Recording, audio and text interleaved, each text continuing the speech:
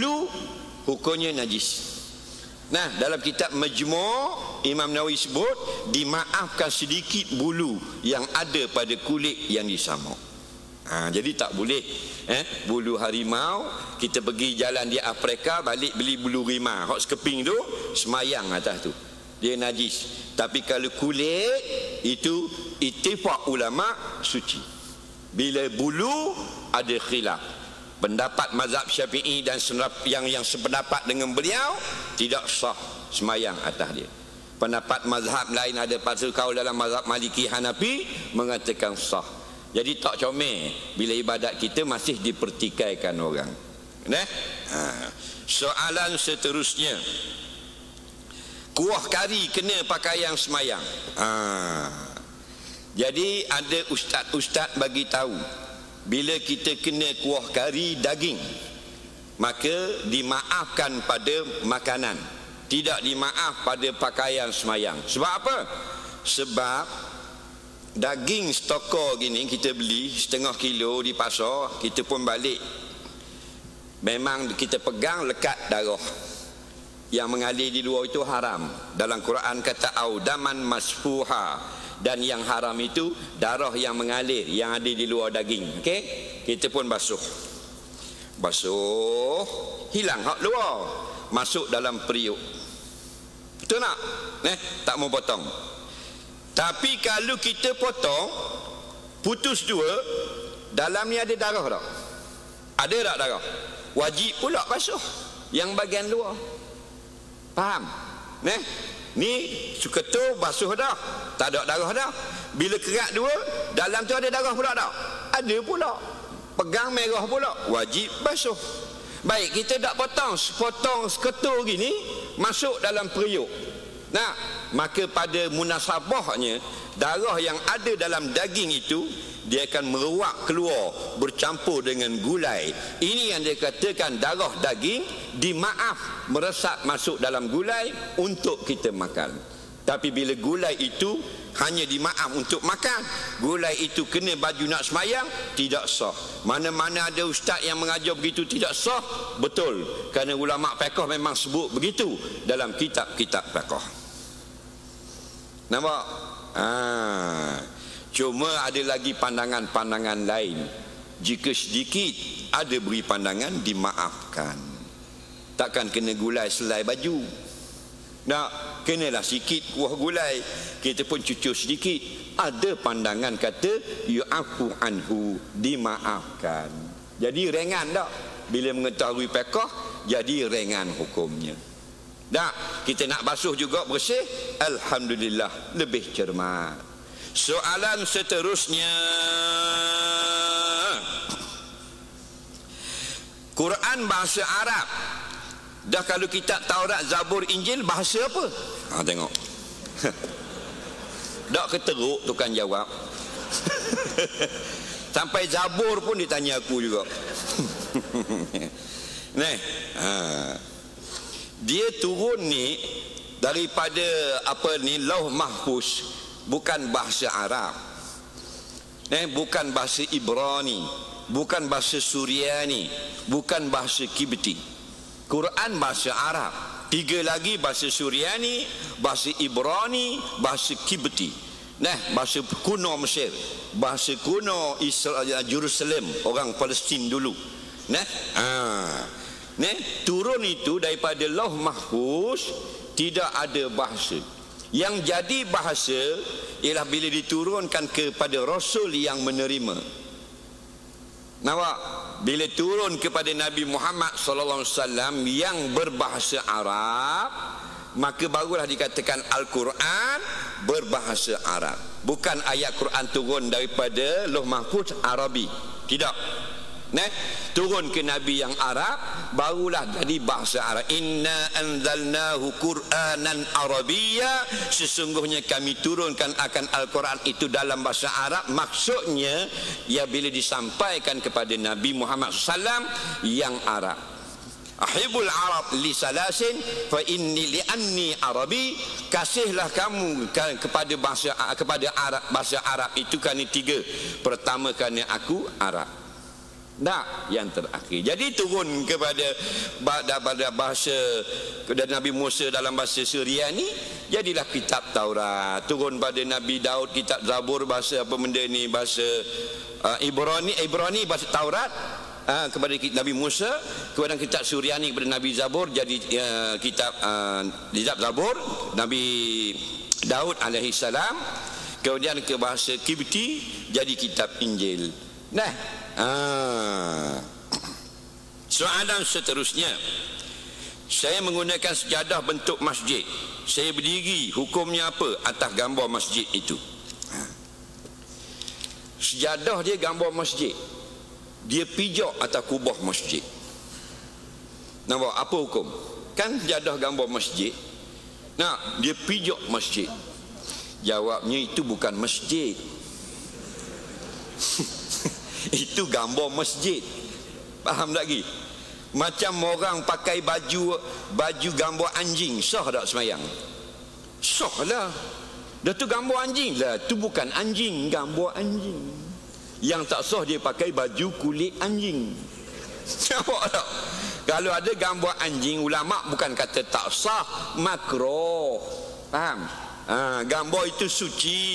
Jadi cuma kita menghormati. Sebaik-baiknya, kata setengah ulama, janganlah gambar-gambar Kaabah dan sebagainya kita pijak atasnya. Itu pandangan ulama. Tapi sebenarnya itu bukan Kaabah. Nah, baik, kita balik pada awal sekali. Sebaik-baik sajadah, biarlah plain, tidak bergambar. Itu yang terbaik. Nah, soalan seterusnya, ada mazhab tambah 30 minit waktu solat asarnya. Adakah boleh saya solat zuhur pada waktu itu? Baik. Ada pandangan mazhab yang mengatakan walaupun sudah masuk waktu asar, hukumnya belum asar katanya. 30 minit lagi baru asar. Tak betul itu. Bukan semua mazhab betul. Kita tengok, ini mazhab lain betul ni. Dah. Mesti diperincikan dulu.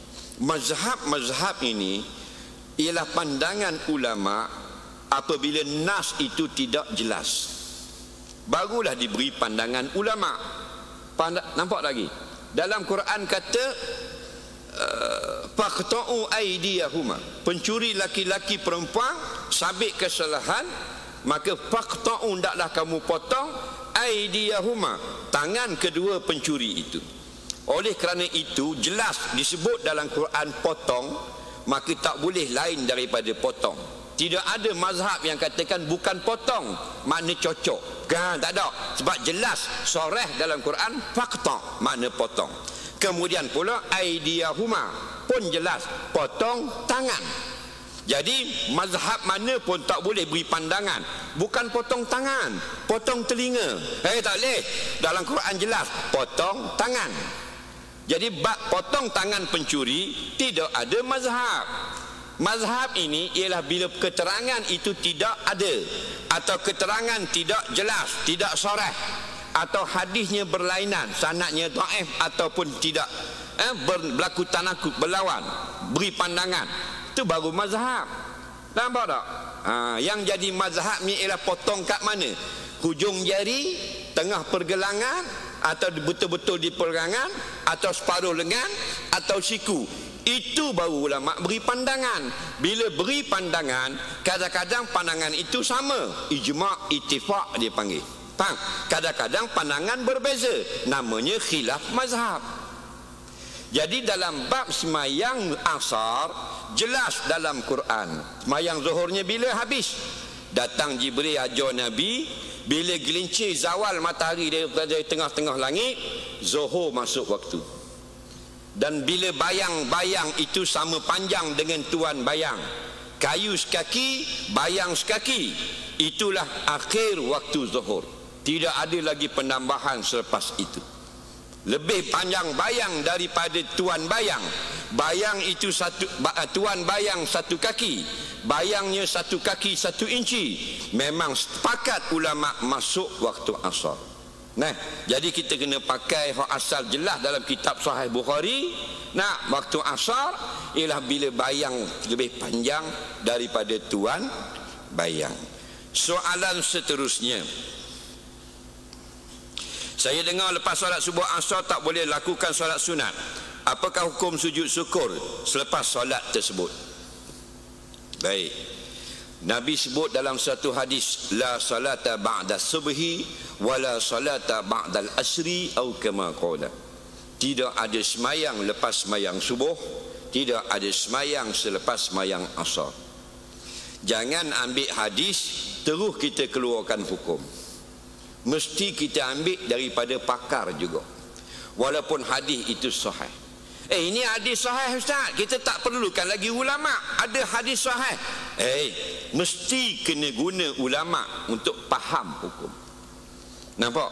Walaupun hadis itu original, hadis sahih, sama macam spare part kereta. Kita pakai BMW, kita punya kereta tak beli spare part cak ayam punya, tak main Shopee, Lazada, tak main.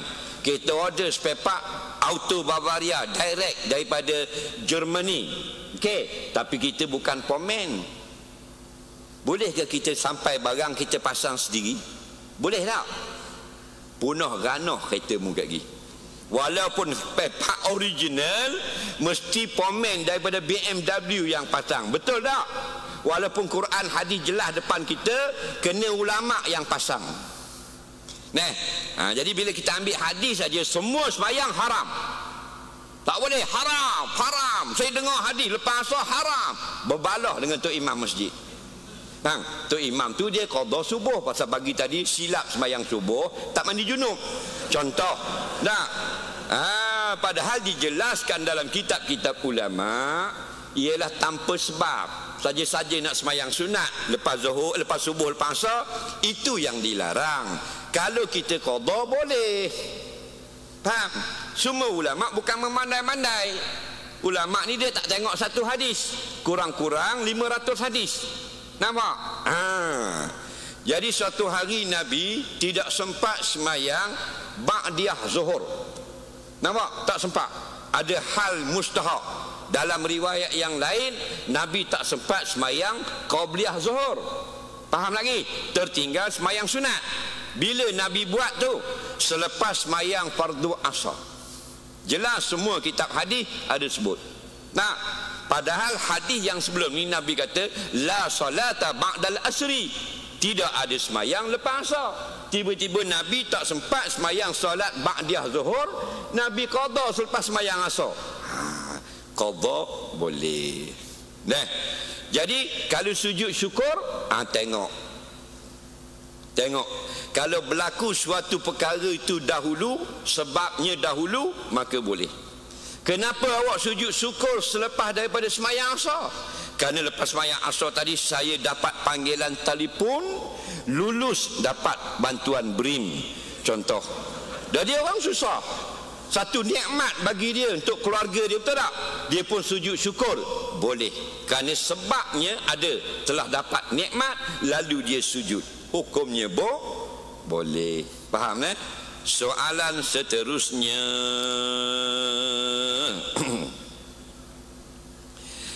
yang mana Tuhan buat dulu? Malaikat, langit, bumi, Nabi Adam. Mana dulu?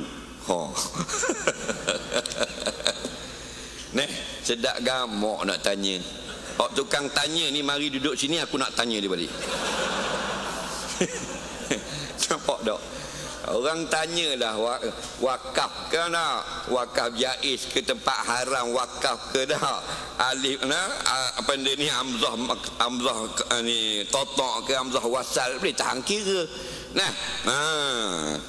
Ataupun benda beza hadis dhaif hasan li ghairi hasan, ada mana hadis sahih dan sebagainya. Ni dia tanya Tuhan buat malaikat dulu ke Nabi Adam dulu? Kalau kita rajin membaca, kita kena tengok buku sejarah. Sebab dia tanya mana dulu. Buku sejarah hang lipo tak ada tu. Hang tuah bukan. Di antara buku sejarahnya Tarikh Umam wal Muluk, karya Imam Ibnu Jarir At-Tabari. Nah, sejarah dalam kitab Ibnu Jarir ini bermula dengan tidak ada satu makhluk, Allah satu saja ada. Lepas tu Tuhan akan buat mana dulu, Tuhan buat apa, mana langit, langit buat berapa hari, bumi buat berapa hari, buat ni, buat malaikat buat apa, semua detail sampai pada zaman Abbasiyah, zaman Umayyah. Panjang sejarahnya.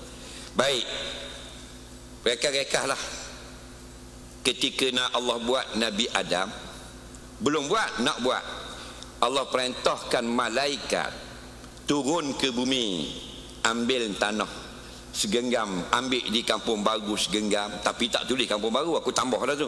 Nah, mana beberapa genggam dalam hadis, beberapa qabat, beberapa genggam.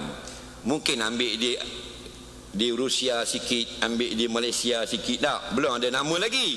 Ambil di Australia sikit, ambil di Antartika sikit, dan gaul-gaul buat jadi Nabi Adam alaihissalam. Jadi siapa dulu Tuhan buat?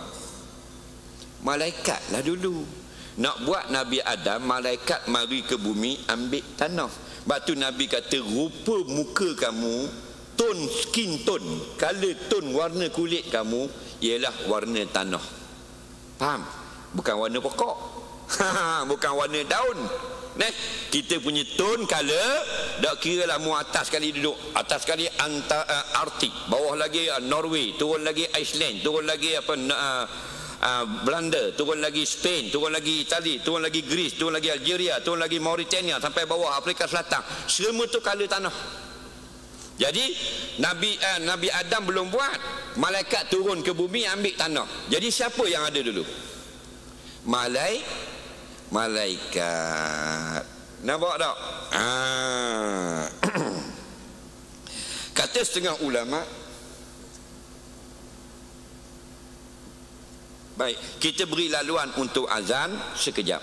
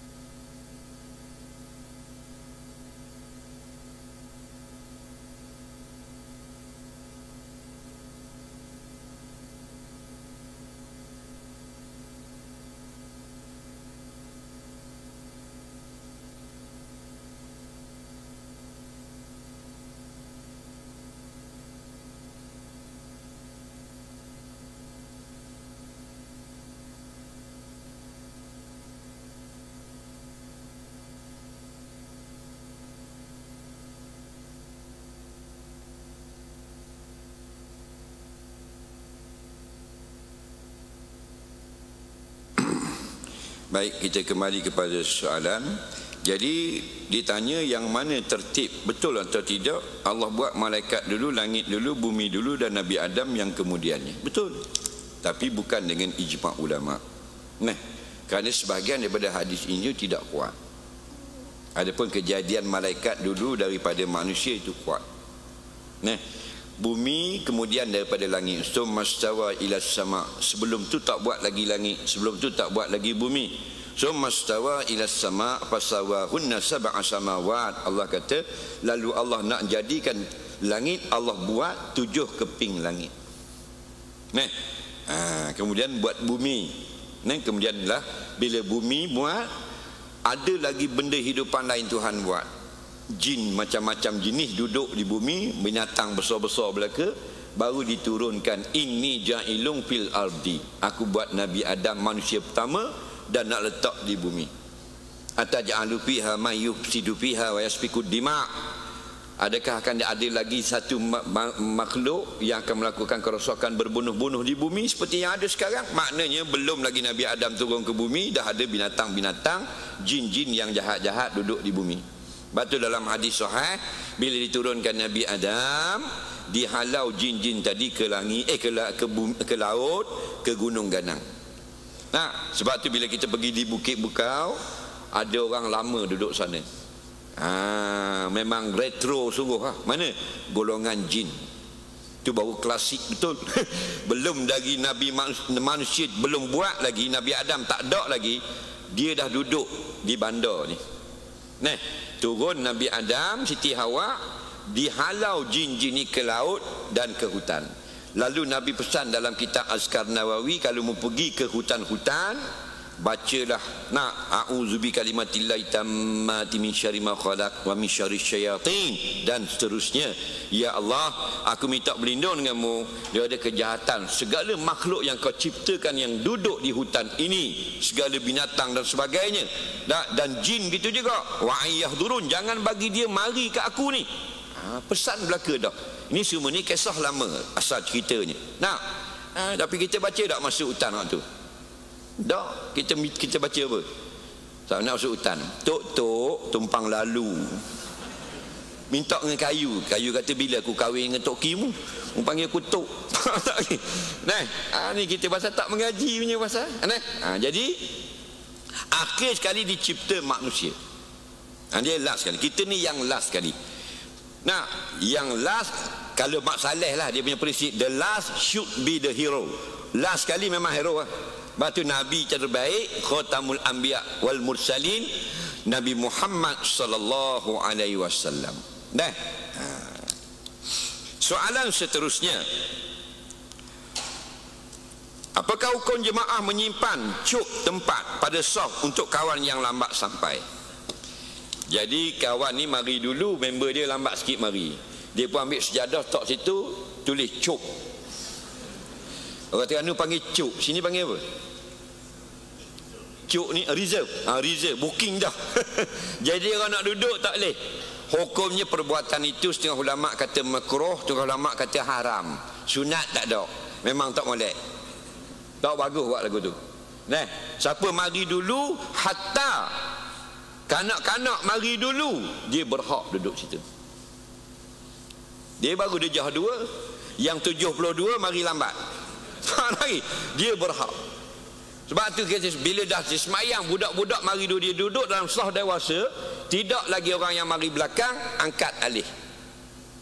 Adapun Nabi alih Ibnu Abbas tu sama-sama mari. Nabi mari dulu, Ibnu Abbas mari salah duduk. Daripada kiri angkat tengah semayang belah kanan. Ni budak mari dulu. Budak mari dalam kitab Asnal Matalib, kitab Majmu' Nawawi. Budak mari awal, dejah 2 sekolah, dia masuk dalam saf bila orang qomat. Yang tua duk gulung rokok daun luar. Bang lagi. Habis Fatihah baru masuk, dia suruh budak tu lari belakang. Salah. Budak tu dulu, dia berhak, dia datang dulu. Jadi jangan main cuk-cuk lagu tu. Main cuk itu sedap. Apa dah ikat dengan bata untuk kawan ni. Masuk seming. Apakah hukum wanita berkahwin dengan anak luar nikahnya? Apakah hukum seorang bapa berkahwin dengan anak luar nikahnya? Oh, teruk soalan ni. Nah, tukang tanya sedap ya, tulis-tulis sikit, tukang jawab jam kepala. Nah, baik. Bilalah berlakunya hubungan yang tidak sah, sama ada haram atau tidak. Yang haram biasanya perzinaan. Maka adalah anak dalam kandungan itu lahir. Datang sahabat jumpa Nabi, ya Rasulullah, anak tak sah tak anak luar nikah itu nak bin siapa? Nabi jawab, al-waladu lil firash. Anak itu bin mak dia.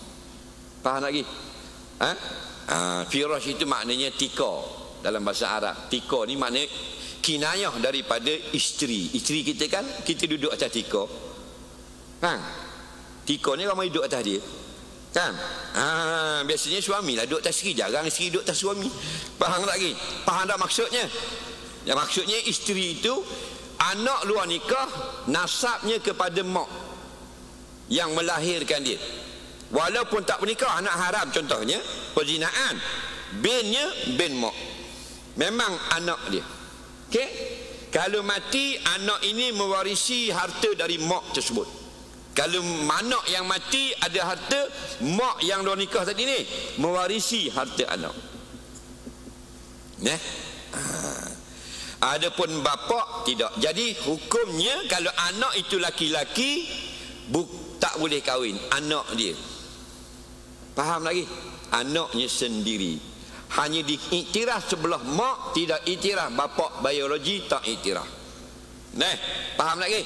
Jadi kalau anak tadi laki-laki, haram berkahwin, macam berkahwin dengan mak sendiri. Okey, kalau anak tu perempuan pula, boleh kahwin tak dengan laki-laki yang berzina dengan mak dia? Baik. Kalau sudah berkahwin, tak boleh. Contoh dia berzina dengan mak, dapat anak perempuan, dia kahwin dengan mak, tak boleh kahwin dah dengan anak. Kerana hukum anak jadi, walaupun daripada benih dia, hukumnya anak tiri. Faham? Boleh kahwin anak tiri? Tak boleh. Yang jadi khilaf ulama, tidak berkahwin dengan mak. Okey? Berlaku perzinaan, mengandung, tak kahwin. Anak tu lahir. Sebahagian ulama mazhab Syafi'i mengatakan sah nikah dengan anak tersebut. Kerana anak itu tidak diiktiraf anak dia. Faham? Jumhur ulama kata tak sah nikah. Itu khilafnya. Faham lagi? Tapi kata sah ni ma'al karahah, dibenci syarak. Nampak lagi? Situ khilaf dia. Soalan seterusnya, guna penutup mulut ketika salat, adakah salat itu sah? Sengaja tutup mulut masa semayang makruh. Ini sahih. Tapi kita ada sebab. Contohnya wabak, hukumnya harus. Asal yang haram pun boleh jadi harus, apatah lagi yang makruh, lagilah boleh harus. Nampak? Yang jadi tidak sah semayang ialah menggunakan penutup dahi. Siapa sini guna penutup dahi? Tak ada. Dia ambil topeng guna atas dahi. Dia tadi dia pakai topeng, dia nak bercakap, nak bual atau nak azan. Contoh, dah ni nak azan, dia angkat topeng, ada orang bawah dagu, dia angkat buat atas dahi. Bang, kayak gini semayang tak sah. Kerana syarat sah sujud, tidak boleh dahi berlapik dengan benda yang kita pakai. Kalau benda yang kita tak pakai apa? Contoh bila kita sujud atas lengan baju orang sebelah. Orang sebelah lengan baju besar, orang Yaman punya lengan, kita sujud atas lengan baju dia. Sah. Tapi jangan diangkat dulu, sudahlah tangan. Atau kita ni tempat ramai sangat sesak, kita sujud atas kain plekat orang depan. Sebab rapat-rapat. Rapat sangat. Tak ada SOP dah. Contoh. Jadi nak kosong tak ada kain plekat. Tapi kalau nak sujud atas kain plekat orang depan, jangan sujud yang belah atas. Kan dia dua tingkat kain plekat. Belah atas dia jadi spring. Jadi spring. Masukkan kepala dalam kain dia, atas hak belah bawah. Tetapi kena angkat cepat. Ada dah berlaku dia lambat angkat, orang tu duduk, jadi kepala dalam kain. Itu masalah. Baik. Yang tak sah kita sujud berlapik dengan benda yang kita pakai. Kita pakai serban, ekor serban jatuh dulu, sujud atas ekor, berlapik. Antara dahi dengan lantai, lapik serban, tidak sah. Atau kain ridak jatuh atas lantai, separuh sangkut atas bau, sujud atas ridak, tidak sah. Faham? Atau kita punya apa lagi, lengan baju besar, sujud atas lengan baju, tidak sah. Faham? Atau kopiah dia besar jatuh begini, tidak sah. Atau dia baru belajar ikat serban, baru balik Mekah buat umrah, bini dia kata kena pakai serban bang, abang dah pergi Mekah. Dia tak pandai ikat, dia ikat atas mata serban. Faham? Gitu. Faham lagi? Nah, dia sujud tidak sah kerana dahi berlapik. Adapun pakai topeng macam ni untuk elak wabak, tak ada masalah. Cuma tak ada wabak, tak ada apa, mengada-ngada pakai topeng. Buat macam ni, makruh. Okey? Soalan seterusnya, seorang yang dah 10 tahun tidak puasa, bila dia nak qada, bagaimana pula dengan cara bayar fidyah? Adakah cukup 1 hari 1 cupak tanpa ganda? Baik. 10 tahun lalu 2010 dia belum lagi insaf. Nah, dia tak puasa. 2020 dia kembali ke pangkal jalan. Alhamdulillah. Jadi dulu dia tinggal 30 hari puasa tahun 2010. Okey? Maka bila dia tinggal, dia tidak qada. Hari puasa qada tidak berganda, tetap 30 hari. Cuma 30 hari itu kalau fidyah 30 cupak. Mesti kali dengan tahun yang dia tinggal. 10 tahun 30 kali 10 berapa? 3,000 ke 30,000?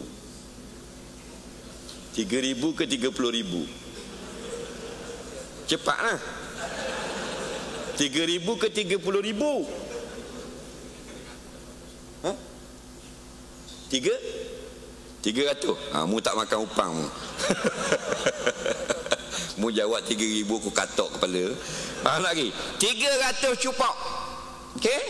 Kali dengan tahun 30 hari 30 cupak. Dah 10 tahun 30 kali 10 300 cupak. Nah, 4 guni saja. Nah, itulah dia. Tapi kalau dia tak boleh nak qada itu kerana sakit, 10 tahun tu dia sakit, tidak ada gandaan. Soalan seterusnya, orang pinjam duit kita 20,000 5 tahun tak bayar-bayar, kita kena zakat ke tak? Kalau tidak ada harapan bayar, maka belum lagi bayar zakat. Tapi kalau ada harapan bayar pada tahun ini, kira untuk bayaran tahun ini masuk dalam nisbah zakat. Okey? Soalan seterusnya, apakah amalan paling mudah nak bersihkan hati kita? Hati kita kotor. Nah, waqad aflaha man zakkaha wa qad khaba man dassaha. Sungguh untung bertuah, menanglah orang yang bersihkan hati. Rugi sungguh orang biarkan hatinya kotor berkarat. Nah, maka kalau kita exhaust Honda Cup berkarat, autosol gonyoh. Nah, gonyoh. Nombor 1 sekali obat gonyoh kilatnya ialah istighfar. Istighfar. Kita ni orang awam. Siapa sini orang khawas? Siapa ahli sufi sini? Tak ada lah kalau mengaku aku tumbuk atas muka. Faham lagi? Kita ni orang awam. Okey? Orang cap-cap ayam saja. Orang awam ni jangan kurang sehari 300 kali istighfar. Itu guru-guru saya bagi tahu. Okay? 300 istighfar. Astagfirullah, astagfirullah. Kalau pergi kedai tasbih, beli yang 300. Kalau Malaysia ni rasa payah. Indonesia senang. Kita pergi kedai tasbih, dia tanya bapak mau yang berapa? 300, 1,000, 7,000. Kita yang 100 tu lah nak. Beli yang 300. Ada panjang ni. Nah, bubuh dalam kereta kalau sibuk sangat. Nah, kita try sekali pegang astagfirullah daripada sini Kampung Baru betul-betul sampai dekat Gombak, cukup 300. Nah, bukan, sorry, Batu Cave. Sini ke Batu Cave dalam lipuran 5 kilo. Betul tak? Habis. 300. Astagfirullah, astagfirullah, astagfirullah, astagfirullah, astagfirullah. Bing bing bing. Astagfirullah, astagfirullah, astagfirullah, astagfirullah, astagfirullah, astagfirullah. Saya dah try. Faham tak? Kalau kita sibuk sangat, tak, kalau dah masa lapang, pagi boleh bangun tidur, lepas mandi lambat lagi subuh setengah jam lagi, pegang tasbih. InsyaAllah 10 minit siap. Astagfirullah, astagfirullah, astagfirullah 300 kali sehari. Itu bersih hati. Faham lagi? Kemudian kita berdoa kepada Allah, kemudian sertai dengan amal yang baik. Innal hasanat yuzhibna sayyiat. Tak, kelakuan-kelakuan baik, amal-amal baik, dia akan menghilangkan yang tidak baik. Antara yang tidak baik, karat dalam hati. Dengan buat amal, dengan sedekah, dengan tolong orang dan sebagainya, dia membersihkan hati. Soalan seterusnya,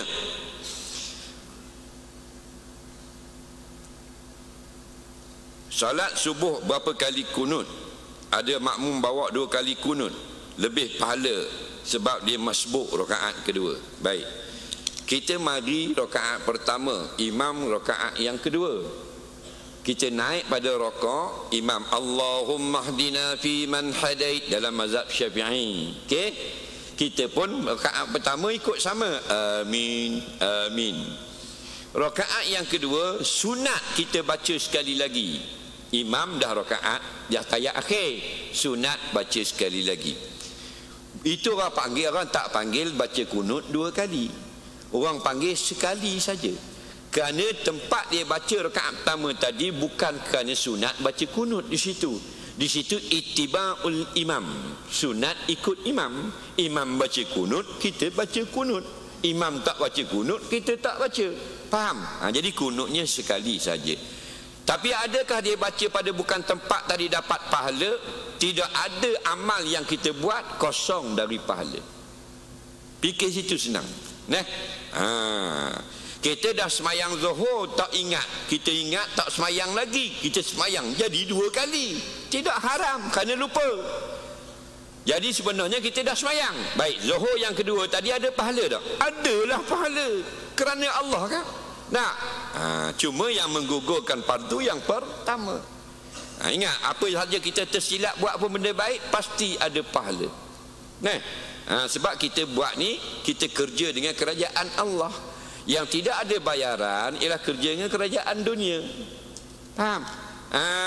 Dia tak suruh overtime, kita tersilap ingat ke ada overtime, kita balik ke 10, tidak dibayar. Faham lagi? Adapun Allah mun tersilap dapat juga. Kerana apa? Kerana Allah ghaniyun anil alamin, kerajaan yang lebih kaya daripada alam ini. Adapun kita ni antumul fuqara, apa kedana belaka. Soalan seterusnya, solat tayat masjid di surau bertaraf bukan wakaf seperti R&R dalam pasar raya, mall dan lain-lain. Apakah hukum? Dalam mazhab Hambali, mana-mana tempat khas untuk semayang, walaupun musalanya kecil belakang mall, belakang pasar raya, boleh niat i'tikaf dan boleh tahiyat masjid. Nampak? Batu ikhtilaful imam rahmah. Nah, pandangan yang berbeza dari ulama-ulama ini sebenarnya kebaikan bagi kita. Kita nak taklid yang kata boleh tahiyat masjid di surau, ikut pandangan Imam Hambali.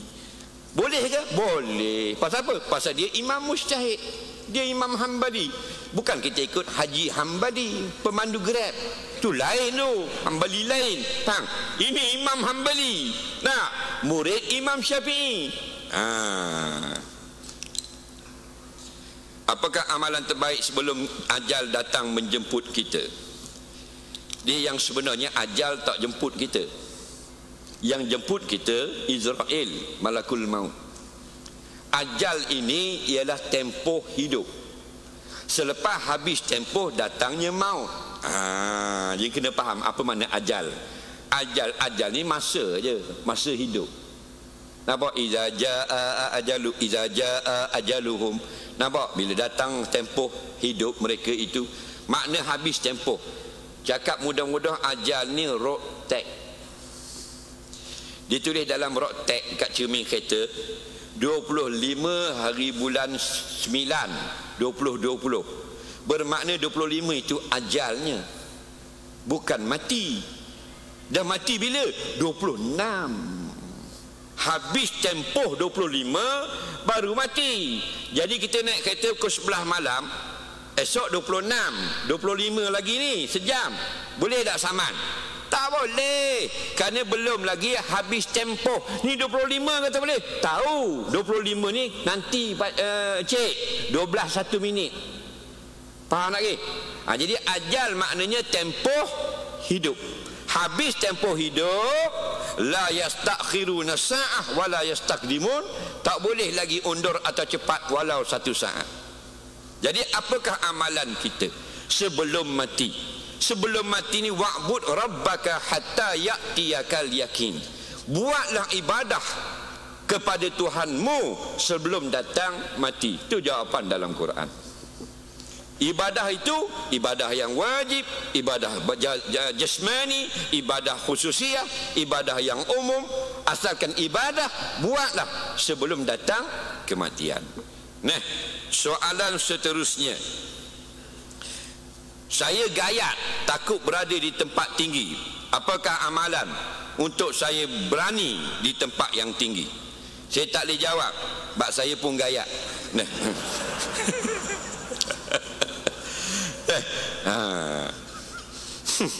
Kita kalau orang duduk hotel bagi tekad 10 tak tidur orang tu. Padang jatuh dah aku ni, jatuh dah aku ni. Nah, hari tu je booking hotel premier dekat apa? Dekat pertama komplek tu. Tingkat 29. Tingkat 29 kita pergi kat Cermin, nak biarlah gayat-gayat apa sekali ni aku nak try sekali. Pergi kat Cermin, lutut jadi lembek. Merangkak tak boleh merangkak. Nak pergi kat pintu merangkak. Rasa macam nak terbalik Abang Gunang. Nak turun cari hotel lain, tingkat 5 je. Tapi ada sebab dia. Saya kena tu jadi gitu selepas kena kereta bang nak jatuh. Dah kena di laut Kota Baru, nak jatuh dalam laut, sampai barang semua keluar, beg semua jatuh. Cuma panjang usia, akhirnya jadi molek balik, boleh landing dengan selamat. Bukan kita buat-buat.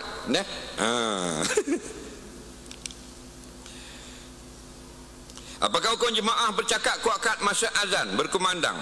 Makruh cakap kuat masa azan. Sunat diam.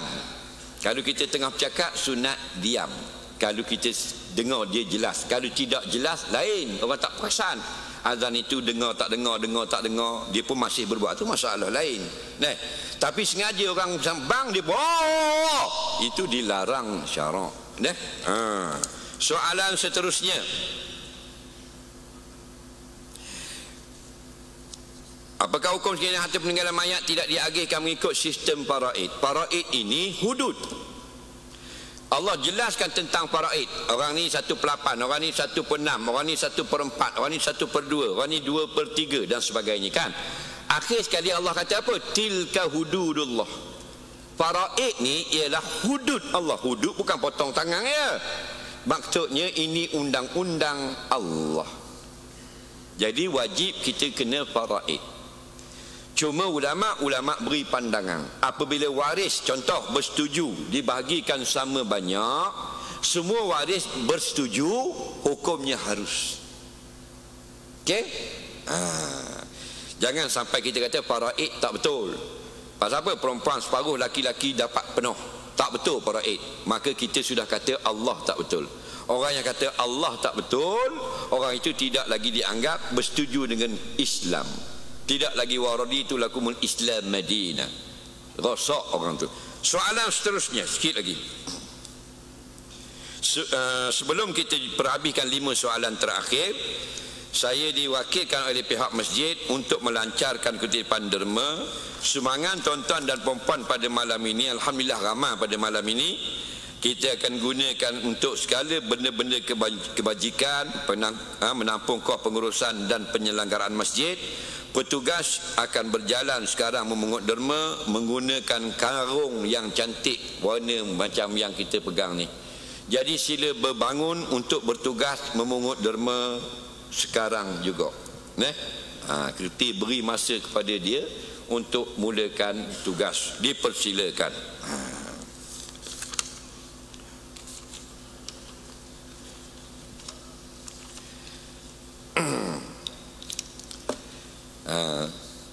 Ramainya orang tu. Saya duduk fikir ni tak ramai pasal SOP ni. Malam ni kata dapat 80 orang kot. Beribu-ribu juga. Alhamdulillah. Lama sangat dah kita kena SOP ni. Nah, dari bulan berapa? Bulan 3 nak. Dari bulan 3. Ada orang muka tu habis jadi putih habis pakai topeng. Dia pasal Terengganu ni tak berapa pakai topeng. Jadi kita sampai di KL kemarin pergi keluar ke kedai tak ingat pakai topeng. Tak tak. Terengganu Kelantan tak pakai topeng dah. Seorang dua je pakai. Nah, kita bawa. Nah, sini tak boleh KL. Jadi Tuhan beri kita berlakunya kes COVID ni dia pengajaran bagi kita tak, pengalaman. Dulu kan kalau kita nak pergi bank, kalau kita pakai topeng kena tangkap. Nah, sekarang tak pakai topeng kena halau. Nampak tak? Dia suruh kita fikir tu. Nah, macam-macam boleh jadi. Nah, ingat tak dulu? Nah, sebelum COVID kalau kita pergi bank pakai topeng, apa jadi? Kena halau, kena tangkap. Nah, ni kita pergi bank tak pakai topeng, tak boleh masuk. Tak boleh. Bang, semua tu Tuhan beri itu sebagai pengajaran bagi kita. Slow kutip. Semua semangat tuan-tuan dan puan kita akan gunakan untuk penyelarasan kebajikan masjid kita ni. Kita ada beberapa soalan. Sambil kita bersedekah menderma untuk Masjid Jamek Kampung Baru, kita tengok baki soalan. Jika wuduk tidak sah, solat juga tidak sah. Bagaimana kalau kita nak tahu wuduk itu sah atau tidak? Teruskan. Walaupun saya jawab, teruskan kutip derma. Okey? Yang orang yang budak tu mari kutip dah derma, dia bagi dah. Tiba-tiba budak tu silap mari kutip lagi. Bagi lagi. Kita kadang-kadang dah makan. Lepas makan kawan kita call. Kedai depan je aku nak belanja mau makan. Kita keluar balik tak? Keluar 2 kali. Faham? Tapi derma tak boleh 2 kali. Lepas semayang, silap tadi 2 kali bagi, aku ingat sekali. Faham lagi? Macam tu nak syurga Firdaus. Banyak cantik. Biarlah silap bagi 3 kali pun nak. Sebab harta kita ialah harta yang kita sedekah. Yang kita simpan bukan harta kita. Bang, baju yang kita sebenarnya baju yang kita bagi orang. Hak kita pakai bukan baju kita. Makanan kita sebenar, minuman kita yang masuk dalam mulut orang daripada harta kita. Masuk mulut kita bukan makanan kita. Makal tu bakal abla itu. Apa yang kamu makan jadi tai. Wama labis tu bakal afna itu. Apa yang kamu pakai jadi kain buruk. Wama saddaqtum faqad abqaitu. Yang kamu sedekah itu harta kamu sampai hari kiamat. Nampak? Jadi nak bagi-bagi harta ke orang, jangan bagi hak buruk. Kita sedekah dah tapi bagi hak buruk. Tak ingat kisah Habil dengan Qabil. Habil ni bin apa? Bin Nabi Adam. Faham? Qabil bin Nabi Adam. Habil bagi barang yang baik, Allah terima. Qabil bagi sumbangan yang buruk, Allah tak terima. Dah kalau Qabil anak Nabi Adam pun Allah tak terima kerana benda tak molek, apatah lagi kita. Kita anak siapa? Anak cikgu Adam, balik awal. Tak lagi. Anak Nabi pun Allah tak terima, bagi hak tak molek nak. Apatahlah kita hak Kampung Baru ni. Bagi hak molek ni seluar nak bagi ke orang hak tak ada zip.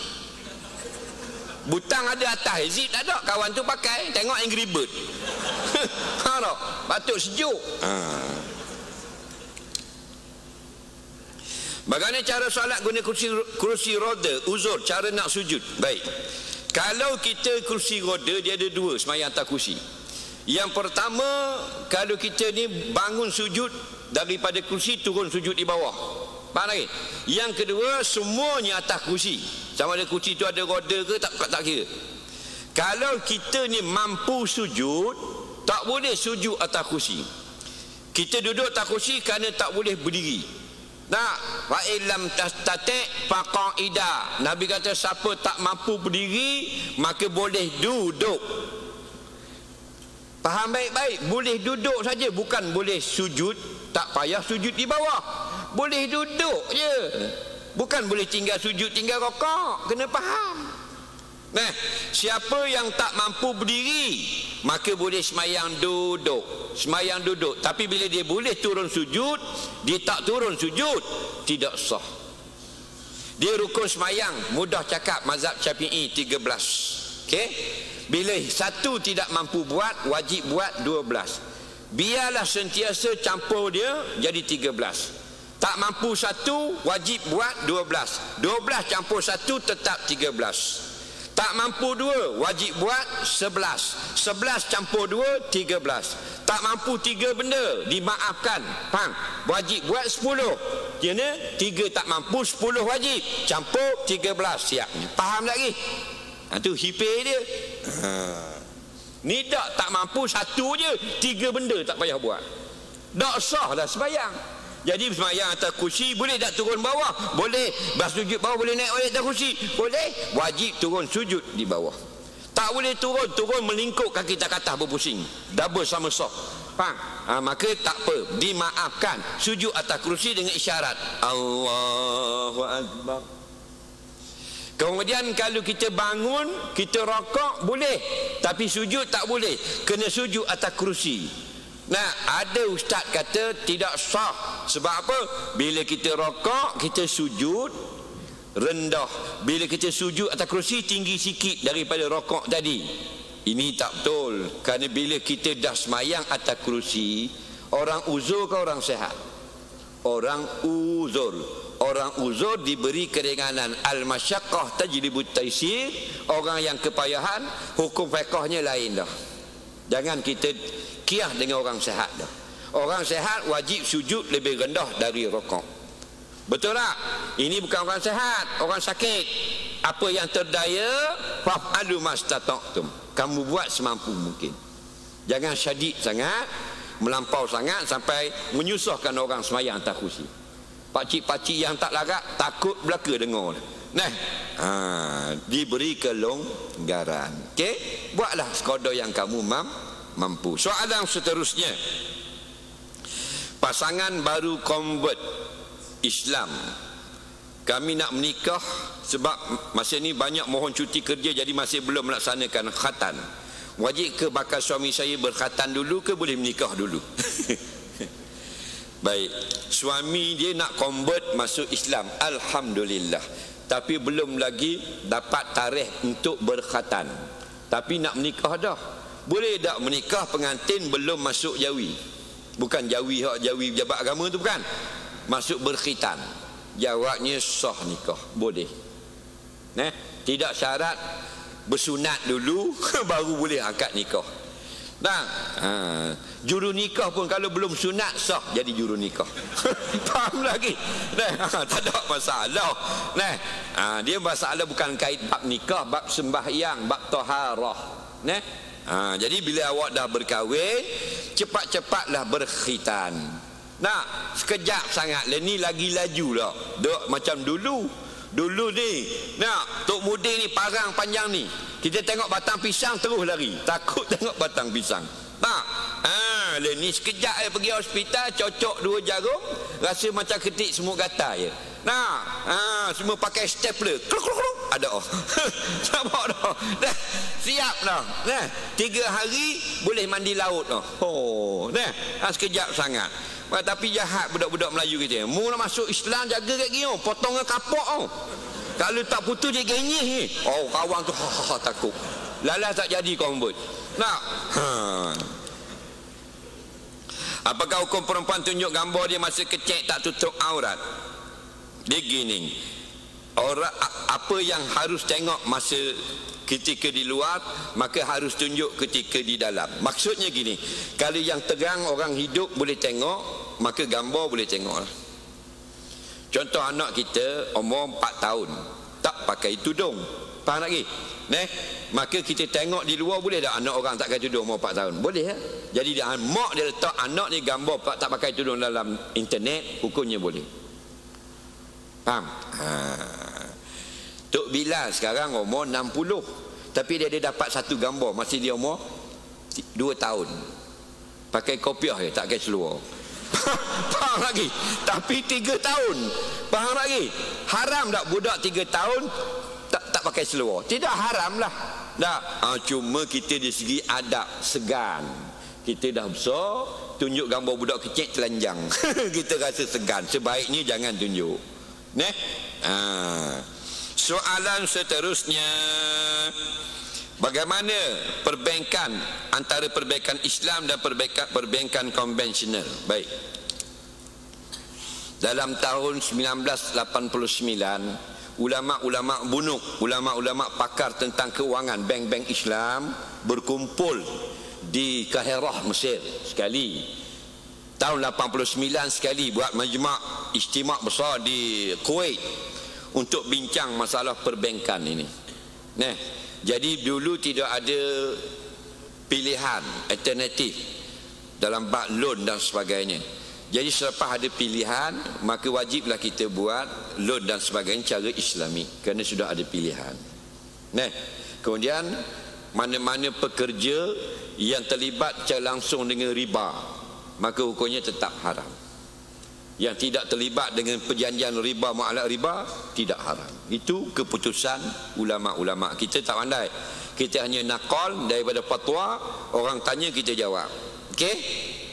Cuma yang berlaku sedikit perkara yang menyedihkan, walaupun kita buat loan cara Islami, tak, kita bayar kadang-kadang lebih tinggi daripada konvensional. Jadi masalahnya orang yang meminjam masih lagi terbeban. Islam tak mau lagu tu. Islam nak biar orang yang meminjam tidak dibebankan. Itu baru betul-betul Islami. Soalan seterusnya sikit lagi deh. Apakah hukum isteri kita mesej dengan laki-laki lain ketika kita suami tiada di rumah? Hukumnya harus. Contoh ni dia mesej dari sate, suruh hantar sate RM10. Haruslah. Dan tuan sate tu yang kipas satenya laki-laki. Boleh lagu tu. Sebab tu sebenarnya boleh. Al-aslu fi kulli asya al-ibaha. Asalnya hukumnya boleh dulu. Hatta ja'ad dalilu ala khilafih, melainkan ada dalil menunjukkan haram. Oh, biasanya bab-bab cinta haram. Tak boleh. Tengok poin. Apa mesej? Mesejnya dia khabar kepada pomen suruh datang hantar bateri rumah dia. Kerana kereta dia start tak hidup. Boleh lah. Nah, memang tokai bateri itu laki-laki. Takkan punsa pula jual bateri. Faham lagi? Itu kena faham. Apa tujuan? Al-umuru bimaqasid. Tengok tujuan. Soalan seterusnya. Tapi kadang-kadang benda ni berlaku di akhir zaman. Dia baik dengan staf laki-laki di pejabat, bukan bercinta tapi duk buat dengan laki malam-malam. Dia ada grup WhatsApp pejabat. Betul tak? Laki gini, gurau gini, puang. Laki ada di rumah. Itu tak boleh. Jangan. Orang betul-betul yang betul-betul perempuan salihah, dia tak akan buat benda lagu tu. Walaupun bukan hal percintaan dan sebagainya. Mu nak bergurau, no, suamimu no. Tapi nak kira akhir zaman. Isteri tak tutup aurat, suami yang hantar. Isteri dia perenang kebangsaan. Faham lagi? Suami dia rasa bangga pula isteri jadi perenang kebangsaan. Jadi isteri nak pergi berlatih berenang atau pertandingan berenang, siapa hantar? Suami hantar. Isteri dia berenang dalam kolam tu pakai telekung ke pakai spender? Nampak? Nampak tak? Kalau pakai telekung boleh tahan. Pakai telekung bawa sejadah lumba renang. Dah. Tapi pakai two-piece. Tempurung 2 biji, kari pap sekeping sini. Faham kan? Ini masalah. Suami tu kantor tak? Ini dayus. Ad-dayus la yadkhulul jannah. Makna suami yang membenarkan isteri buat maksiat tidak masuk syurga. Ini kena faham. Soalan seterusnya. Saya balik rumah mak, sewa di KL, di Perak, balik rumah mak. Balik ke Perak di mana isteri saya anak tinggal dengan ibu bapa beliau. Baik. Adakah boleh saya jamak kosong panjang masa berumah mertua saya? Baik. Sekiranya saya pergi ke rumah saya di Ipoh, mana tiada siapa menetap di situ, bolehkah saya juga jamak kosong panjang tempoh di situ? Sekiranya saya balik di Setiawan, mana rumah atas nama saya, adakah boleh jamak dan kosong? Baik, dia duduk di KL, kerja di KL, kerja di Kampung Baru. Apa benda ni menyewa pun di Kampung Baru Kuala Lumpur. Cuba anak bini duduk di Perak. Faham lagi? Jadi tiap ujung minggu dia akan balik di sana. Boleh tak dia jamak qasar? Dia begini, kalau kita ada 2 tempat tinggal dalam setahun, di Perak kita duduk di hari Minggu, iaitu kita balik Jumaat malam, Sabtu, hari Ahad. Lepas tu hari kerja duduk di sini. Orang ini dikira ada 2 tempat tinggal. Dua-dua tempat tinggal ni tak boleh jamak qasar. Faham lagi? Yang bolehnya yang kedua, iaitu dia ada satu lagi rumah di Ipoh, tapi rumah itu dia menyewa. Dia banyak duduknya di Kuala Lumpur. Tak, lebih banyak duduk di sini. Kalau yang di sana boleh jamak qasar. Kemudian dia ada setiawan, rumah nama dia, cuma dia buat homestay. Dia akan singgah di situ bersih-bersih dan sebagainya. Hukumnya bukan tempat tinggal dia, boleh jamak qasar. Faham? Sama macam ada orang ada 2 isteri. Seorang ada di Kampung Baru. Kampung Baru isteri baru. Yang isteri lama duduk di Selama. Perak. Ada contoh. Dua-dua ni tempat tinggal dia. Dia berulang walaupun sana sehari, sini setengah jam, sini setengah jam, sana 2 hari, sana 3 hari, sana seminggu. Dia panggil berulang. Dalam setahun dia berulang tempat tinggal. Dua-dua tak boleh. Nampak? Tapi kita duduk di kaedah laki bini dengan anak-anak. 2-3 bulan sekali pergi balik rumah kampung mak di Gopeng. Itu boleh jamak qasar. Kerana kita tidak lagi dijadikan tempat tinggal. Okey? Soalan seterusnya, sikit lagi. Bagaimana dikatakan berdiri tegak dan apa rahsianya kunci berdiri tegak itu? Berdiri tegak ini dilihat oleh Rasulullah SAW pada malam Isra' Mi'raj. Ada malaikat yang berdiri tegak, berjuta-juta tahun berdiri tegak. Itu ibadat dia dengan Allah.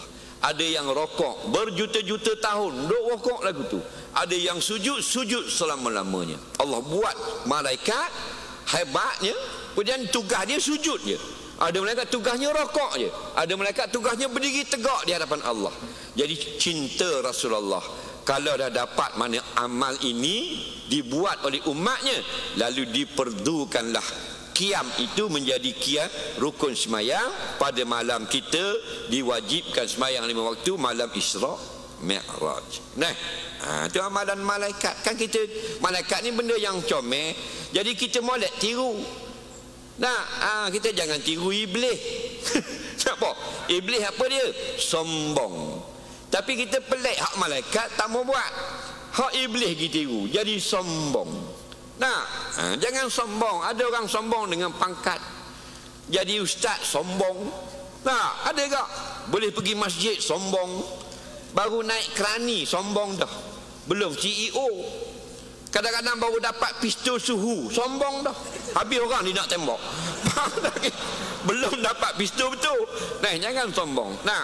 Jangan sombong, kerana sombong itu perangai iblis. Aba wastakbara wa kana minal kafirin.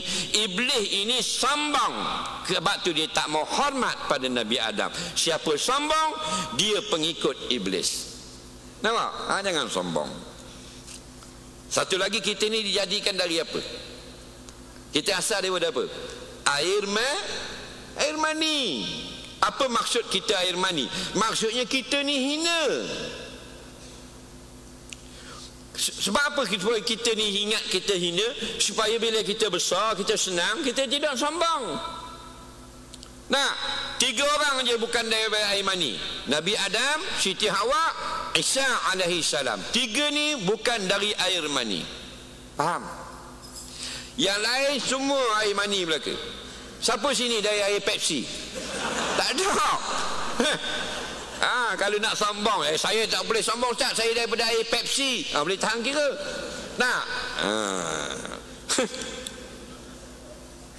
Baik, soalan seterusnya.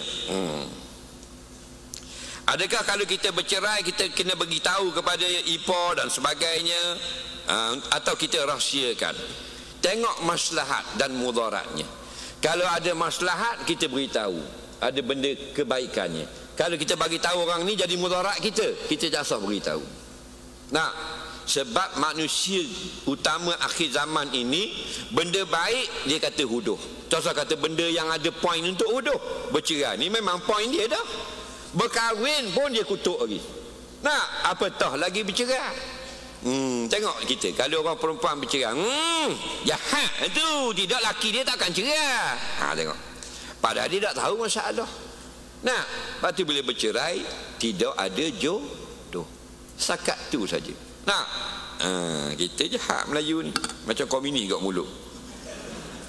Orang tak kahwin kata dorok cetong. Kahwin awal kata gatal. Betul tak? Orang laki tua, bini muda, dia kata apa benda ni, nak harta. Laki pula tua, laki pula muda, bini tua pakai bomo.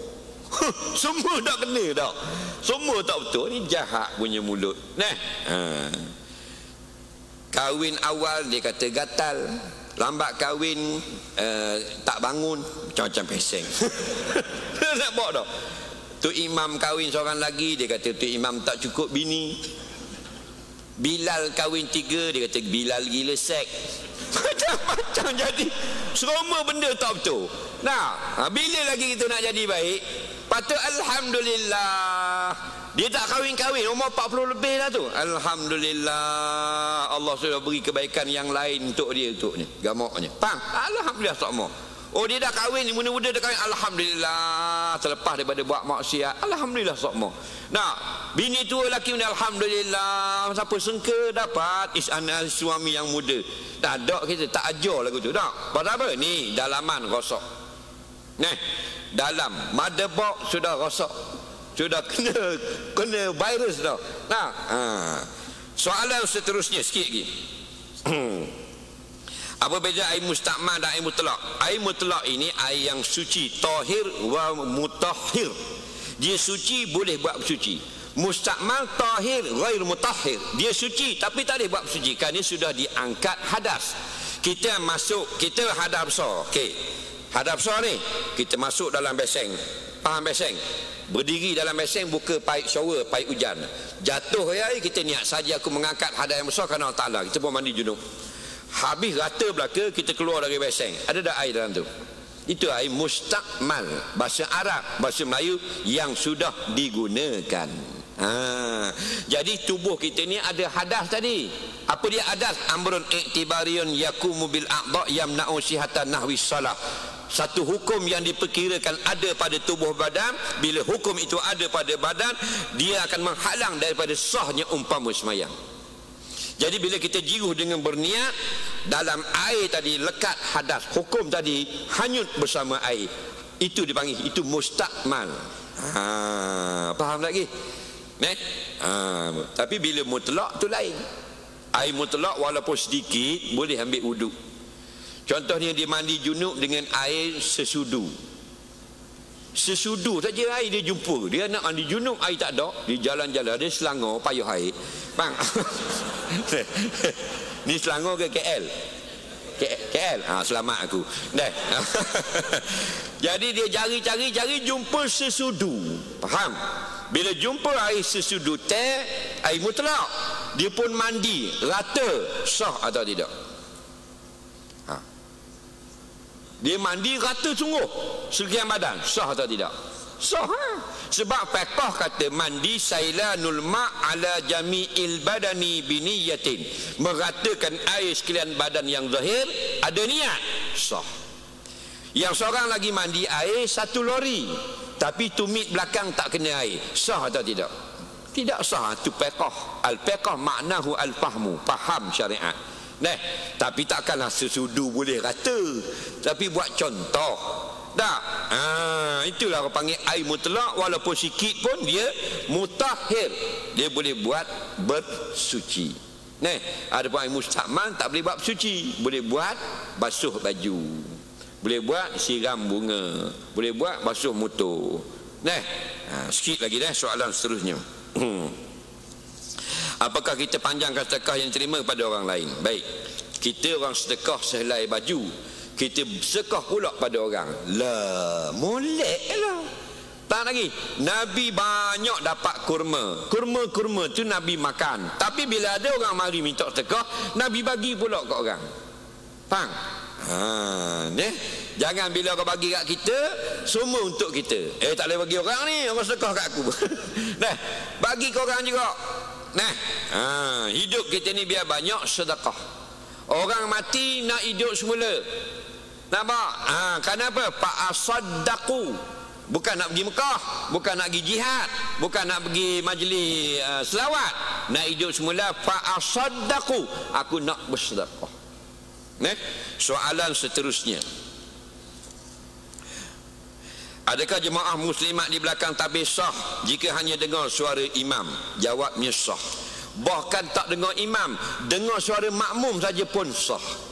Tak dengar suara makmum, nampak bayang makmum rakaat sujud dan dapat tahu, sah juga. Yang tidak sah, dia tidak tahu. Makmum perempuan dalam tabir, imam perlahan, tak kuat suara.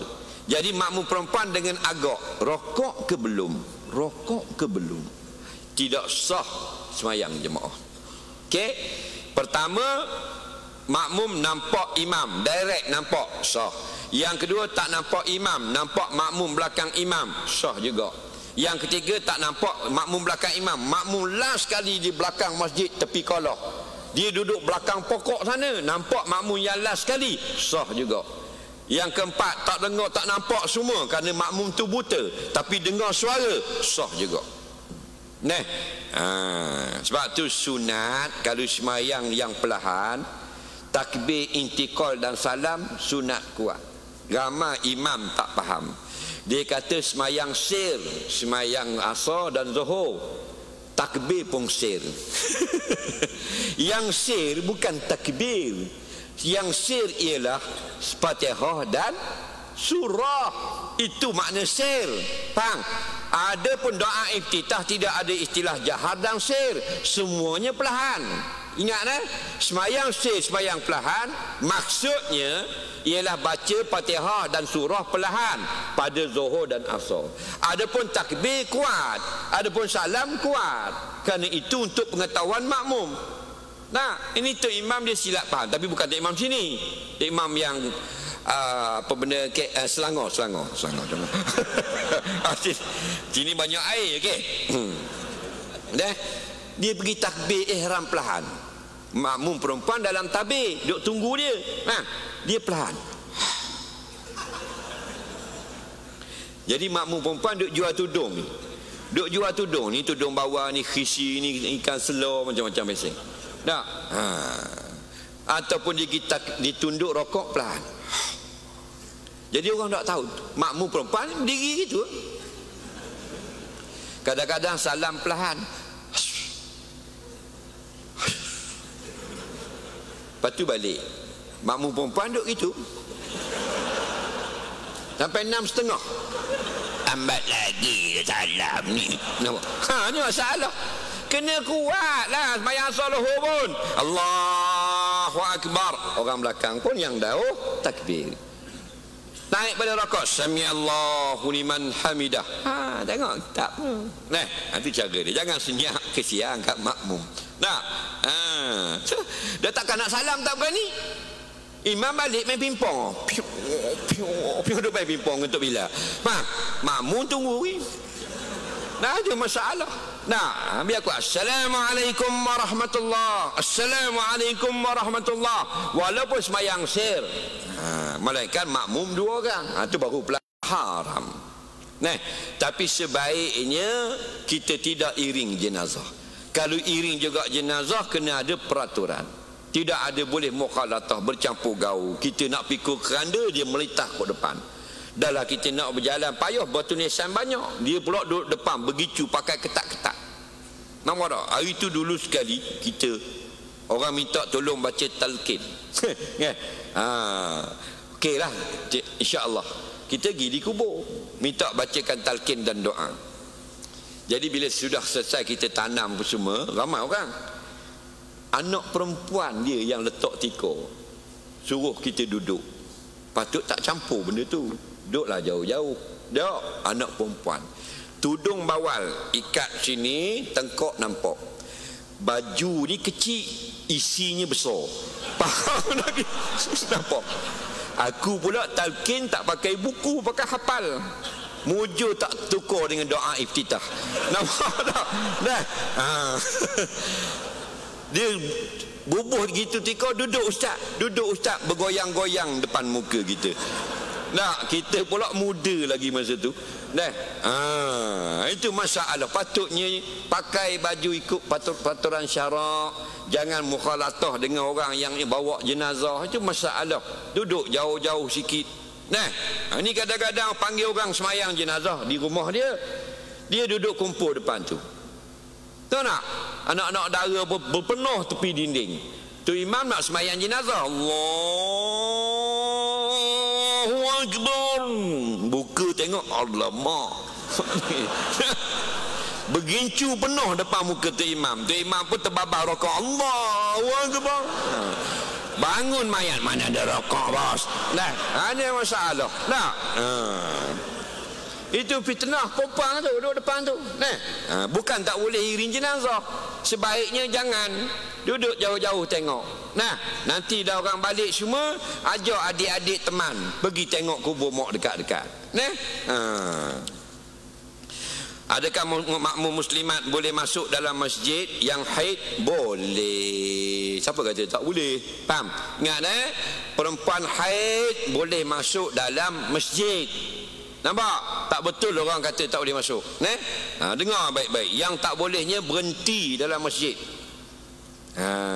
Al-muksu, berhenti tak boleh. Masuk duduk dalam masjid tak boleh. Yang boleh illa abirus sabil, lalu saja. Faham? Lalu. Dia tadi dia semayang asar, perempuan dia suci belum haid. Contoh, lepas semayang asar dia keluar nak balik. Faham? Dia lintas jalan sampai kat kereta, kunci tinggal dalam masjid. Dia pun lipat balik nak ambil, nak lintas jalan, terkejut mak rempik. Wow, lalu keluar haid. Contoh lah. Nampak tak? Nah, datang haid terkejut. Contoh, mu jangan gelak. Nah, contoh. Kan? Jadi dia haid dah ni. Dia boleh masuk dalam masjid untuk ambil kunci. Kemudian keluar balik. Nak berhenti dengar orang kuliah pun tak boleh. Nampak? Faham lagi? Masuk boleh.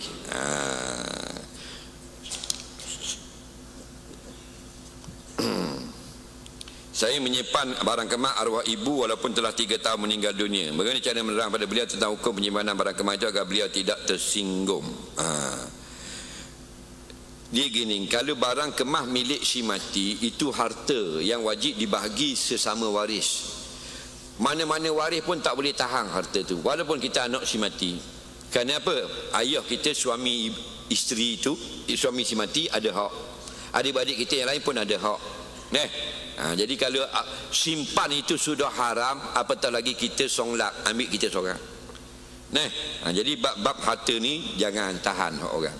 Dosa kita dengan Allah mudah diampun, tapi kait dengan hak orang susah nak dapat keampunan.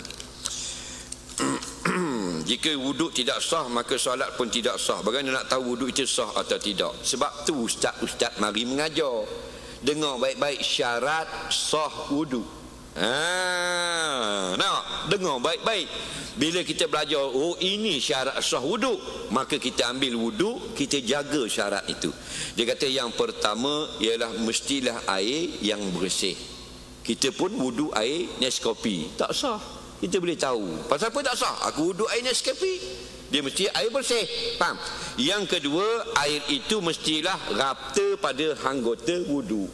Kalau tak rata, tidak sah. Kita belajar lagi, kalau kita gunakan alat, tak guna tangan, kita ambil air, kita sembur tapi rata, sah. Tu belajar syarat sah. Bila kita belajar tu, jadi kita boleh faham wuduk aku tadi sah kerana aku sudah belajar. Adapun kalau tak belajar, kita tak tahu sah atau tidak. Orang tak belajar baca Quran, dia pun try baca sekali, dia pun tak tahu betul atau tidak. Faham? Dan soalan yang kedua sebelum akhir, saya ada pasangan kekasih telah melahirkan seseorang anak tanpa menikah. lepas beberapa tahun, apakah status anak saya itu dari hamba yang jahil? Dia ada awet, berlaku hubungan beranak. Anak itu apakah hukumnya? Macam tadilah, anak itu ialah dinasabkan kepada ibu yang melahirkan dia. Faham? Dia makan pesaka, hukumnya anak dia. Pasangan laki-laki ini tidak ada kena-mengena. Nabi kata bagi yang lelaki itu batu. Maksud batu, tak ada apa-apa. Peluk kocek, duit tak ada, ada anak batu. Maksudnya kosong, tak ada pitih, tak dapat apa-apa. Dan soalan yang terakhir, bagaimana dikatakan apa beza? Ni dah tanya ni tadi. Soalan yang terakhir, apakah hukum jemaah menghalang petugas masjid menjalankan tugas SOP seperti yang dikaki oleh pihak berkuasa? Terjadi beberapa tempat berbalah. Pihak masjid tak benarkan lagi masuk, faham lagi? Jadi nak berbalah dengan orang yang jaga. Bila bagi masuk, ada orang buat report. Bila kena report, yang semayang tak kena, tu imam kena, pengurusi kena marah dan sebagainya, ambil tindakan. Jadi nak luah mati mak, telan mati bapak. Tak luah tak telan, tok pula mati. Banyak masalah. Sebab tu kita banyak berdoa biar lega SOP kita ni dengan tidak ada lagi COVID di negara kita. Cuma bila peraturan itu dijalankan, kita kena tasamuh, jangan terlalu ketat, biar longgar sedikit. Maksudnya dah boleh tak penuh di dalam, semayangnya di luar. Ada setengah tempat dah penuh di dalam, dihalau dengan kasar, tak comel, tak cantik. Orang datang nak beribadah, kita dengan tangan-tangan keluar. Tak comel. Kan kita umat Rasulullah, kita ikut peraturan, tapi tasamuh. Tasamuh ni maksudnya jangan ketat sangat, kerana ini peraturan manusia, kita raikan. Okey, dah penuh, kita bagi ruang di sini. Dah penuh di sini, kita ruang di ini balkoni ni dan sebagainya. Jangan berkasar dengan orang. Kadang-kadang dia di mall dan sebagainya berbalah. Dia nak tembak kepala orang. Orang tu nak buat diri, padahal sama saja. Dia nak tembak kepala bini kawan tu. Kawan tu nak buat sama saja. Dia juga nak tembak. Tak mau bagi pistol tu kat orang. Benda tu patut boleh longgar. Dan soalan yang terakhir pada malam ini, bolehkah muslimat pakai baju ketat, seluar selek menuntut ilmu di masjid? Apakah hukum laki-laki pakai seluar ketat seperti seluar tight dan lain-lainnya? Baik, soalan terakhir, muslimat pakai pakaian ketat, hukumnya macam mana? Perempuan pakai baju ketat semayang pun sah, hukumnya sah. Perempuan pakai baju seluar aerobik semayang, tapi auratnya tutup. Aurat perempuan dalam semayang seluruh badan, melainkan muka dan dua pergelangan tangan. Kalau pakai ketat pun sah. Dalam Facebook kata tak sah, tu tak betul. Yang sebenar bukan tak sah, jika ada laki-laki yang melihat, hukumnya haram. Itu saja. Jadi perempuan boleh pakai ketat, dia datang kuliah, dia dengar pakai ketat, hukumnya dibolehkan. Tapi bukan jenis memang nak mari kuliah pakai ketat. Itu orang tak berlaku. Banyak berlaku kes-kes di majlis ilmu, ada perempuan-perempuan awet-awet yang tak pernah mari kuliah, tapi dia rasa tertarik nak dengar ustaz tu beri kuliah. Jadi dia datang dalam keadaan dia berpakaian biasalah, dengan seluar ketatnya, dengan free hairnya. Saya tengok kes ni banyak berlaku, dan kita tidak berkeras. Akhirnya mereka akan pakai longgar. Sebab umat akhir zaman ni kita nak dakwah macam tarik rambut dalam tepung juga. Ada benda kita boleh kerah, ada benda kita dengan jalan yang halus. Kalau kita kerah dengan dia, dia ambil tindakan tak mau dengar, malah dengar aku, baik aku macam dulu. Dia mari free hair, kita longgarkan hukum. Bukan suruh duduk di depan naik atas pentas, tidak. Kurang-kurang dia dengar hukum. Nampak tak? Sebab tu kadang-kadang kita ni ada orang perempuan dia nak selfie, kalau pakai tutup aurat kita tak ada masalah. Yang tak tutup aurat kita rasa tak sedap hati. Tapi oleh kerana kita niat, bila kita beri kelonggaran, mudah-mudahan nanti dia rasa longgar, ustaz ini tidak ada gap, tak kerah dengan dia, dia rasa nak dengar dalam YouTube, bertambah ilmu yang lain. Itu je tujuan. Saya pernah pergi di Thailand, seorang Islam perempuan, dia tak tahu kerja kelab malam ke apa, dia pakai skirt sama tinggi dengan underwear. Faham? Macam penari kelab malam, rambut semua color semua. Nak, macam model. Berlari-lari tengok saya, Ustaz, saya nak ambil gambar Ustaz. Kalau Ustaz bagi ambil gambar dengan Ustaz, saya nak taubat. Mu nak bagi tak ambil gambar? Saya pun bagi ya. Mujur kan tak viral gambar. Ni pakai ni ketak ni, peha nampak keluar habis. Kita tengok nak buat modal tak apa, buat modal tengok. Tapi dengan kataan dia katakan, kalau Ustaz bagi saya ambil gambar dengan Ustaz, saya nak berubah tahun depan. Dia kata lebih kurang gitulah kalau kita tak lupa. Jadi bagilah dengan harapan nak supaya dia ini dapat berubah. Jadi kalau kita keras sangat, tarik keluar, tak pakai tudung, keluar, pakai ketak, keluar. Takut dia ni orang baru nak mendekati Islam, nak membalik pada agama. Tak ke rugi kita? Betul tak? Jadi sebab itulah kita dalam bab dakwah, kita yang pakai serban, pakai jubah ridak selalu dengan Habib, berkawanlah yang dengan seluar pendek tu juga, buat teman Facebook. Nah, tukar-tukar gambar, akhirnya masuk satu hadis. 3 kali cerita bab lumba Formula 1, masuk 2 hadis. Itu cara dia. Yang bernikab, yang tudung besar, berkawan jugalah biar ada friend yang pakai skirt, yang rambut kuning macam ekor tupai tu. Faham tak? Tukar resipi, tukar cara pasang bunga dan sebagainya, cerita hal cincin dan sebagainya, masuk satu nasihat. Nah, akhirnya dia rasa sayang kat kita, baik kita baik, dia rasa nak berubah. Nah, kalau kita tak dapat 1 juta orang kita ubah, seorang pun sudah memadai. Nampak? Jadi boleh mari. Jadi semakin kita mari tengok orang yang dulu tak datang kuliah, sekarang sudah 3 tahun datang kuliah, pasti dia akan semakin sempurna. Betul tak? Dulu mula-mula mari pakai seluar ketat, lalah pakai baju kurung, dia ni dah berjubah. Dulu topi sudu, dia ni dah berserban. Dulu seluar pendek, sekarang dah pakai jubah. Nah, sebab Tuhan buat syurga ni besar, bukan macam masjid ni kecil. Tak? Semua orang nak masuk.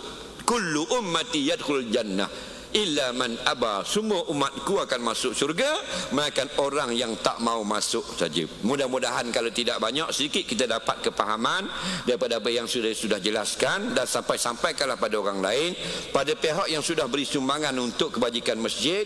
Pihak masjid hanya mampu mengucapkan jutaan terima kasih. Allah saja yang memberi balasan sempurna dari hari akhirat. Allah manfa'na bima 'allamtana, allimna bima yanfa'una. Rabbana zidna ilma, Rabbana atina fid dunya hasanah fil akhirati hasanah wa qina adzabannar. Sallallahu sayyidina Muhammadin wa ala alihi wa sahbihi wasallam. Walhamdulillahi rabbil alamin. Assalamualaikum warahmatullahi wabarakatuh. Waalaikumsalam warahmatullahi wabarakatuh. Jutaan terima kasih diucapkan kepada yang berbahagia Ustaz Azhar bin Idrus di atas penyampaian serta hukum hakam yang telah dijawab kepada kita semua pada malam yang berbagi ini. Mudah-mudahan sama-sama kita mengambil manfaat, sama-sama kita mengambil iktibar, dan mudah-mudahan juga untuk sama-samalah kita menjadikan untuk pedoman kehidupan kita. Wassalamualaikum warahmatullahi